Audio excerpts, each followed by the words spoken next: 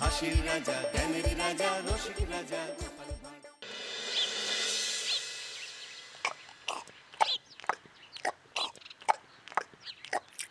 বুঝলি, ওই মুড়ির সাথে ঝুরি ভাজার কোনো তুলনা হয় না। অনেকদিন তো ছুটি কাটালে, কালকে থেকে রাজবাড়ি যেতে হবে, খেয়াল আছে? তা আছে বই কি। এই দেখো মুড়ি শেষ, দাও দেখি আর দু মুঠো। গেল গেল গেল রে, গেল। এই কে রে, কে রে? ওরে হাউই দিক খুলে দাদুর বাড়ি চলে গেছে, পালা। দাঁড়া দাঁড়া, দাদু, এতে আমাদের কোনো দোষ নেই, সবই হাউইয়ের দোষ। কি করব বলো? ওরে কালী পুজো দীপাবলি এখনো আসতে দেরি আছে, তা এর মধ্যেই তোদের বাজি পোড়ানো শুরু হয়ে গেল। এটা তো অনুশীলন করছিলাম দাদু। তোদের অনুশীলনের ঠেলা এক্ষুনি একটা বড় বিপদ হয়ে যাচ্ছিল যে। আমরা আছি তো। ভাগ এখান থেকে, যত সব পাকা পাকা কথা।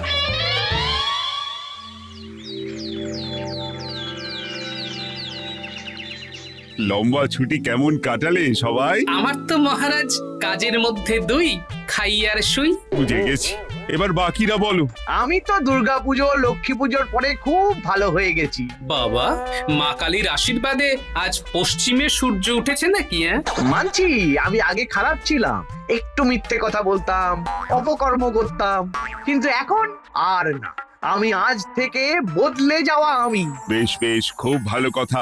বাকিরা বলো। আমি এই লম্বা ছুটিতে শক্তিশালী আতশ কাজ বানিয়েছি। এর উত্তর লক্ষ্মী কাজ সূর্যের আলোকে একটা বিন্দুতে সংযোগ করে। সেই বিন্দুতে তাপ বেশি হয়, যা কাগজ বা কাঠকে সহজেই জ্বালাতে পারে। ছোট্ট একটা ভুল করে ফেললে বিজ্ঞানী। সামনে দীপাবলি, কালী পুজো, তুমি কোথায় আতশবাজি বানাবে, তা না তুমি আতশ কাজ বানালে। আসলে রাজজ্যোতিষী বলছিলেন কদিন ধরে হস্তবিচার করার সময় হাতের রেখা দেখতে অসুবিধা হচ্ছে। তাই তুমি এটা আমার জন্য নিয়ে এসেছো। এই নিন রাজজ্যোতিষী, আপনার উপহার।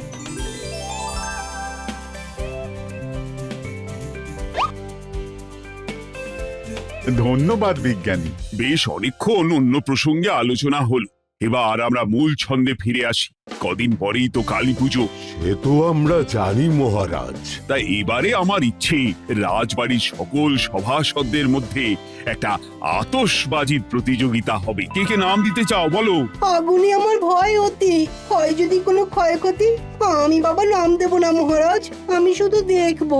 বেশ, বাকি সবাইকে কিন্তু বাজি পোড়ানোর প্রতিযোগিতায় দেখতে চাই। আমি তাহলে মহারাজ পুজোর বাজার দোকান করব, মানে আপনি যদি বলেন পুরো পুজোটাই সামলে দেব। সে তো ভালো কথা, নিজে থেকে দায়িত্ব নিতে চাইছো, নাও। মহারাজ, মন্ত্রী মশাইকে একদম বিশ্বাস করবেন না। যেখানেই অর্থের গন্ধ থাকে মন্ত্রী মশাই সেখানেই অনর্থ করে বসেন। একদম বাজে কথা বলবে না গোপাল, আমি এখন ভালো হয়ে গেছি। বেশ মন্ত্রী, তুমি বাজার দোকান কেনাকাটার সব দায়িত্ব নাও, কিন্তু কোনো দোকানে দ্রব্যমূল্য তোমাকে দিতে হবে না। কত দাম হয়েছে সেটার একটা রসিদ লিখে নিয়ে আসবে, আমি হিসেব দেখে খাজাঞ্চিকে দিয়ে সেই দোকানে পাঠিয়ে দেব। এটাই ভালো হবে মহারাজ। গোপাল, চিৎকার করো না, সবাই সবার বাড়ি যাও, বাজি বানাও। যার বাজি আমার সবচেয়ে ভালো লাগবে তার জন্য থাকবে 50 মোহর উপহার। হঠাৎ আমাদের ডাকলেন যে? কিছু খাওয়াবেন নাকি? আমার মাথাটা খেয়ে নে। ওটা তো গোপাল খেয়ে নিয়েছে, আমরা কিছুই পাবো না। হ্যাঁ, ওই গোপাল, ওই আমার বাড়া ভাতে ছাই ঢেলে দিয়েছে। আপনি বললে আমি গোপালের বাড়িতে গিয়ে উনুন ভেঙে দিয়ে আসবো। না জ্বলবে উনুন, না হবে ছাই। না না না, অন্য কিছু জ্বালাতে হবে। গোপাল তো এবারে ওই কালী পুজোয় বাজি পুড়িয়ে বাজি মাত করে দেবে। তা আমরা কি করব? তোরা ওই গোপালের বাজি কালী পুজোর আগেই পুড়িয়ে দিবি, যাতে বেটা কেঁদে কুল না পায়। এ তো খুব চাপের কাজ। গোপাল খুব ধুরন্ধর লোক, একবার যদি কোনো কিছু আঁচ করতে পারে তাহলে আমাদেরই জ্বালিয়ে দেবে।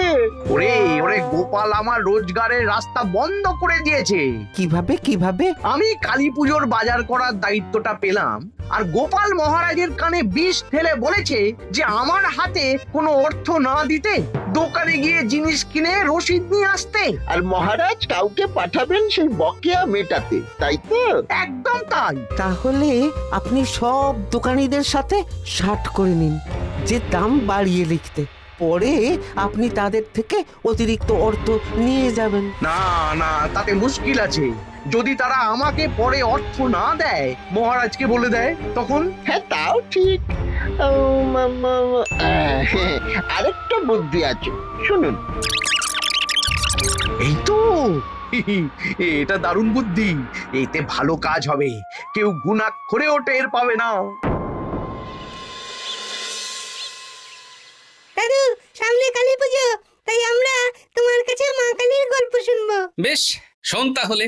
দেবী কালী দশ মহাবিদ্যা নামে পরিচিত 10 জন দেবী রূপের মধ্যে একজন। এই 10 জন দেবী কে কে দাদু? তারা হলেন কালী, তারা, ষোড়শী, ভুবনেশ্বরী, ভৈরবী, ছিন্নমস্তা, ধূমাবতী, বগলামুখী, মাতঙ্গী এবং কমলা। আচ্ছা দাদু, আমরা যে মা কালীকে দেখি মহাদেবের বুকের উপর পা দিয়ে দাঁড়িয়ে আছেন, সেটা কেন? একবার দেবী কালী এতই ক্রোধিত হয়েছিলেন যে তিনি যুদ্ধ করতে করতে শিবের উপরে পা রেখেছিলেন। ভগবান শিবকে মাটিতে শুয়ে থাকতে দেখে তিনি তার ভুল বুঝতে পারেন এবং শান্ত হন। আচ্ছা, এই জন্যই তিনি জীব বের করে থাকেন। হ্যাঁ, এই ঘটনাটি দেবী কালীর ধ্বংসাত্মক শক্তির রূপান্তর এবং মাতৃত্বের দিকটিকে তুলে ধরে, বুঝলি? এবারে তো তুমি রাজবাড়িতে বাজি পোড়ানোর প্রতিযোগিতায় নাম দিয়েছো। তা কি কি বাজি পোড়াবে তুমি? তুবড়ি আর রং মশাল। আমাদেরও রং মশাল বানিয়ে দিও। বেশ বেশ, দেব দেব, কিন্তু তার জন্য তোদের কিছু কাজ করতে হবে। কি কাজ বলো দাদু? শোন, মন্ত্রী মশাই এবারে রাজবাড়ির কালী পুজোর সমস্ত বাজার দোকানের দায়িত্ব নিয়েছেন। যদিও হাতে অর্থ পাবেন না, কিন্তু উনি যা চালাক। তাই ওনার উপর নজর রাখতে হবে, তাই তো দাদু? হ্যাঁ, একদম ঠিক। ঠিক আছে, এখন আমি উঠি তাহলে। বাজি বানানোর জিনিসপত্র কিনতে হবে। ঠিক আছে, আমরাও তাহলে উঠি। এই যে শুনছো, কি হলো? তোমার কি বায়না বলে ফেলো। তুমি তো বাজারে যাচ্ছ, তা কিছু পোড়া মাটির প্রদীপ আর পোলতে নিয়ে এসো তো। ঠিক আছে ঠিক আছে, দাও দেখি, থলে দাও। যাই দেখি, জয় মা কালী বলে এগিয়ে যাই।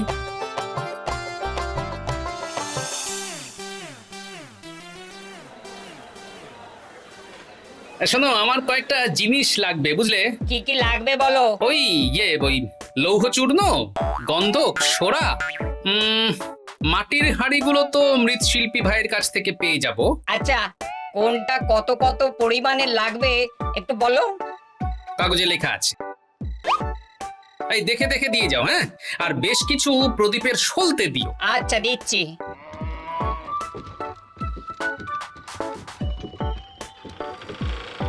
এই যে ভাইয়া, এনে ফর্দ দেখ, দেখে সব জিনিস দিয়ে দে। তা আপনার বাড়িতে কোনো অনুষ্ঠান আছে নাকি? তোকে আম খেতে বলেছি, আম খা, আঁটি গুনিস না।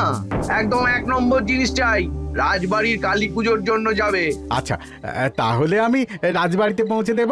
অত উপকার করতে হবে না, মাল বাওয়ার জন্য আমার 2 জন পালোয়ান আছে, গরুর গাড়ি আছে, ওরাই নিয়ে যাবে। তুই শুধু একটা পাকা রসিদ বানিয়ে আমার হাতে দিস, মহারাজ তোর পাওনা মিটিয়ে দেবেন। ঠিক আছে, আমি সব দিচ্ছি।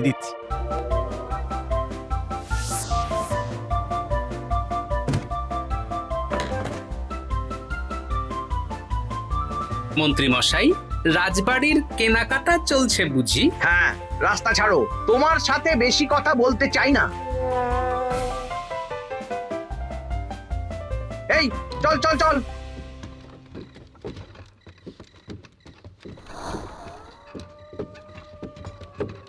এই মন্ত্রী মশাইয়ের কেনাকাটা হয়ে গেল।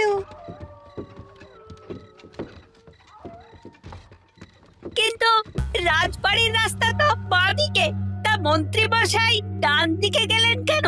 ডান দিকে তো ওনার নিজের বাড়ি। চল চল, নজর রাখি, দৌড় লাগা। এ বটা ঘটা, কিছুক্ষণ পর নগেন আসবে, ও সব নিয়ে যাবে। ওই তো একটা লোক এসেছে। ওর নামই নগেন। ওর পাশের রাজ্যে একটা পাইকারি মুদিখানার দোকান আছে। মন্ত্রীমশাই, আপনার কথা মতন ওই 14 কেজি আতপ চালের ওপরে 1 কেজি গোবিন্দভোগ চাল, ওই কমা মুগ ডাল নিয়ে এসেছি। এবার শুধু বস্তা অদল বদল করে ফেলো আর আমার পাওনা অর্থ দিয়ে দাও। নিশ্চয়ই নিশ্চয়ই।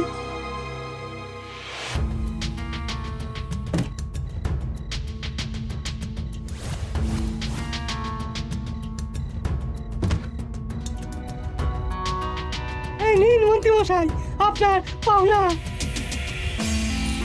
কালকে সকালে তোমাদের রাজ্যের যে দশকর্মার দোকানদার আছে না, কি জানো নাম? আরে তোমার দোকানের থেকে 3-4টে দোকান পরেই যে বসে। ও, পরান পরান। হ্যাঁ, পড়ান। ওকে পাঠিয়ে দিও, কেমন? এই নাও ফর্দ।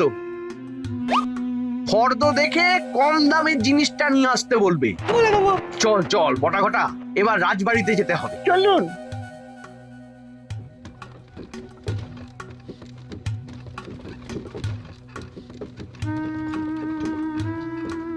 ওরে বাবা রে বাবা, মন্ত্রী মশাই কি চতুর! ব্যাপারটা গোপাল দাদুকে জানাতেই হবে। হ্যাঁ হ্যাঁ, চল চল।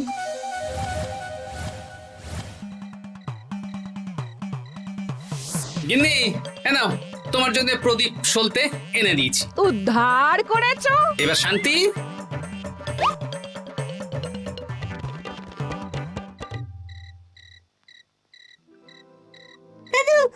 কি রে? সর্বনাশ হয়ে গেছে। কেন রে, কি সর্বনাশ হয়েছে? একটু আগে তো মন্ত্রী মশাই মুদিখানার সমস্ত মালপত্র নিয়ে নিজের বাড়ির সামনে এলেন। তারপর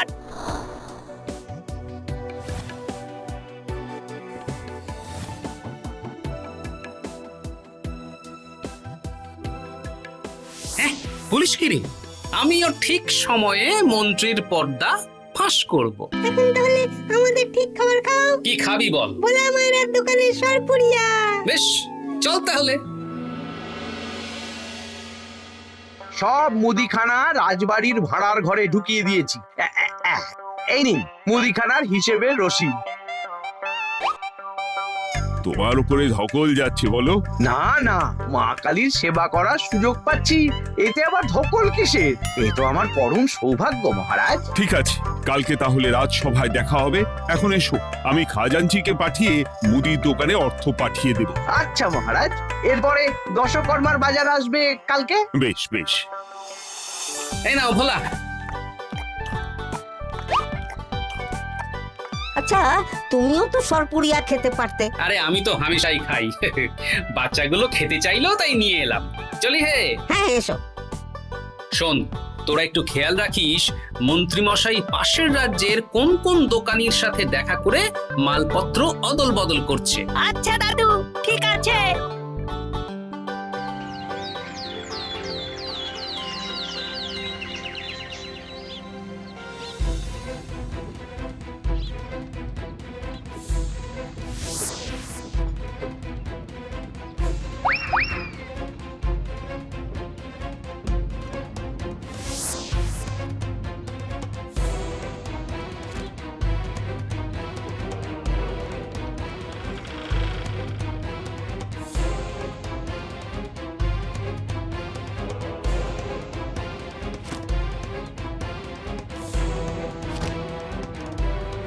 তাহলে পড়ান, সব হিসেব বুঝে নিলে এবার দাও আমার প্রাপ্য। এই নিন। আচ্ছা, এই ব্যাপার।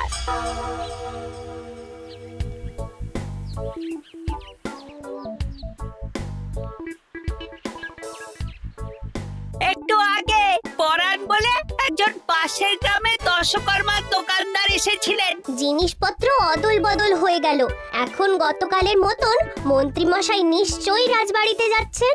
আচ্ছা, এই ব্যাপার। ঠিক আছে, আজকেই রাজসভায় গিয়ে ব্যাপারটা জানাতে হচ্ছে। ওই কালী পুজোর বাজার কেমন হচ্ছে? ভালোই। মন্ত্রী তো যত্ন নিয়ে সব কেনাকাটা করে রাজবাড়িতে দিয়ে যাচ্ছে আর আমার হাতে রসিদ ধরাচ্ছে। আপনি কিন্তু একবার রশিদের সাথে সাথে জিনিসপত্রগুলো নিজের চোখে দেখে নেবেন মহারাজ। এই কদিন পরেই তো পুজো। জিনিসপত্র আবার আগে থেকে দেখার কি আছে? আমি সব ভালো জিনিসই এনেছি। তবুও মহারাজ একবার দেখে নিন, দরকার হলে এখনই দেখে নিন না। গোপাল যখন এত করে বলছে মহারাজ দেখে নিন। বেশ, চলো ভাড়ার ঘরে। এই সব রাজকাজ ছেড়ে এখন ভাড়ার ঘরে যাওয়ার কোনো মানেই হয় না। না না, গোপালের সন্দেহ দূর করা দরকার। চলো সবাই চলো।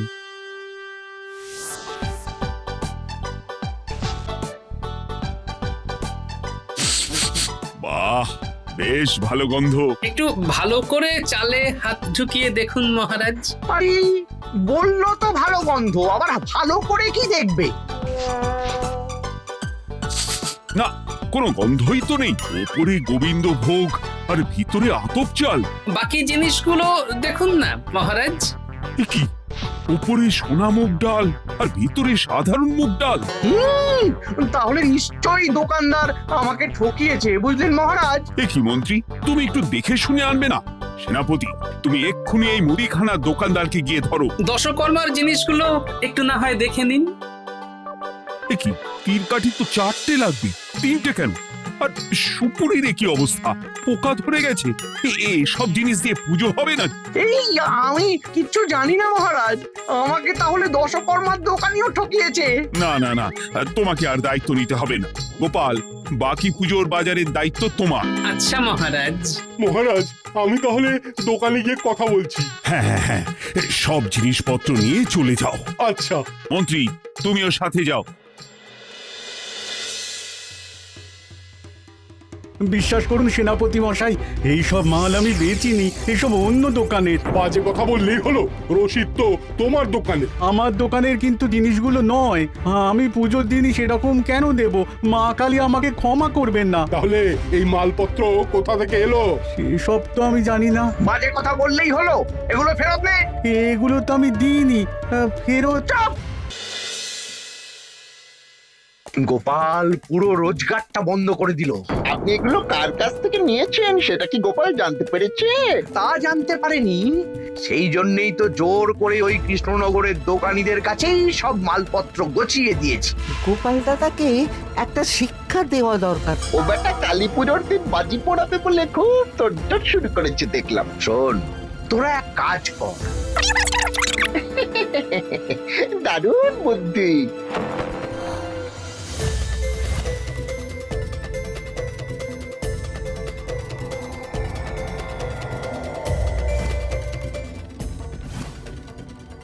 এই চোর চোর চোর, আমার আতস কাঁচটা নিয়ে পালিয়ে গেল। চোর চোর!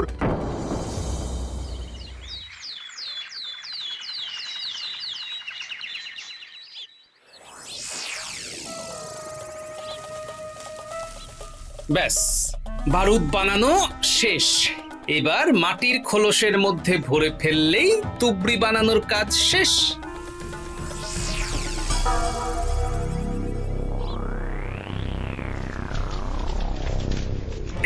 চলে গেল চলে গেল, চা সব বারুদ চলে গেল। হায় হায় হায় হায়, কি হলো রে বাবা? একে বারুদ কিভাবে জ্বললো? এখানে তো আগুন নেই। সেটাই তো বুঝতে পারছি না, কত বড় সর্বনাশ হয়ে গেল গো। সর্বনাশ তো হবেই গোপাল, তুমি মহারাজের কাছে আমার নামে নালিশ ঠুকেছো, আর ভগবান তার শিক্ষা দিয়েছে। এ কি বটা, তোর হাতে আতশ কাজ কি করে এলো? তার মানে তোরা আতশ কাজ দিয়ে কিচ্ছু প্রমাণ করতে পারবে না গোপাল। বেশ, মা কালী আছেন, ঠিক সময়ে ঠিক জিনিস প্রমাণ করব।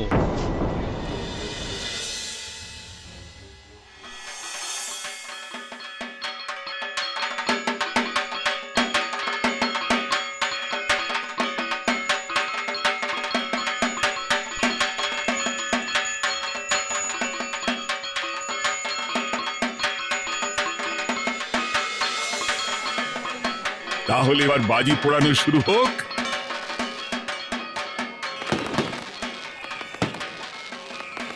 বাহ বাহ, কই গোপাল, এবার তুমি এসো। মহারাজ, আজকে যে বাজিটা ধরাবো সেটার নাম ধরি বাজি। ধরি বাজি? সেটা কিরকম?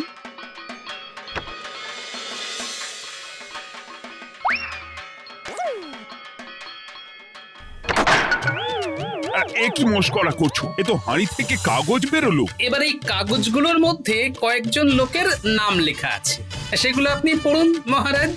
আর সেনাপতি মশাই আর প্রহরী, তোমরা মন্ত্রী মশাইয়ের কাছাকাছি থাকো, হ্যাঁ, যাতে উনি পালাতে না পারেন। আরে, আমি পালাবো কেন? আমি চুরি করেছি নাকি? পরাণ মণ্ডল, পাশের গ্রামের দশকর্মা দোকানদার। এই সেরেছে, এই এ কি করে এলো? আমি নিমন্ত্রণ করেছি। এবার পরাণ, পুরো ব্যাপারটা বলে ফেলো দেখি, নইলে তোমার ব্যবস্থা নেওয়া হবে। মহারাজ, মন্ত্রীমশাই আমার কাছ থেকে খারাপ জিনিস কিনেছেন ভালো দশকর্মার জিনিস দিয়ে, আর আমি মন্ত্রীমশাইকে তার বদলে মোহর দিয়েছি। এসব বাজে কথা। পরের নামটা পড়ুন মহারাজ। নগিন, পাশের গ্রামের মুদি। মহারাজ, এই মন্ত্রী মশাই আমার কাছ থেকে ওই চাল ডাল সব পুজোর মুদিখানার জিনিস কিনেছেন। ওই গোবিন্দভোগ চাল বেচে আতপ চাল কিনেছেন। এই সবের বদলে আমি মন্ত্রী মশাইকে মোহর দিয়েছি মহারাজ। মন্ত্রী, তার মানে তুমি এসবের পিছনে দায়ী আর ভালো মানুষ সাজার অভিনয় করছিলে? আমি কিচ্ছু জানি না মহারাজ, বিশ্বাস করুন। চুপ! আরো আছে, রাজ্যোতিষীর আতস কাজ মন্ত্রীমশাই বটা ঘটাকে দিয়ে চুরি করিয়েছেন, এবং সেই আতস কাজ দিয়েই আমার বানানো বারুদ বটা ঘটা জ্বালিয়ে দিয়েছে। সেটা অবশ্য আমি এখন প্রমাণ করতে পারবো না। আর প্রমাণ করতে হবে না।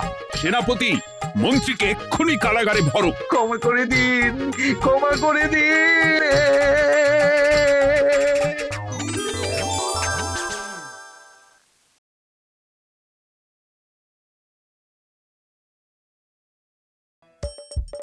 হাসির রাজা জ্ঞানের রাজা রসিক রাজা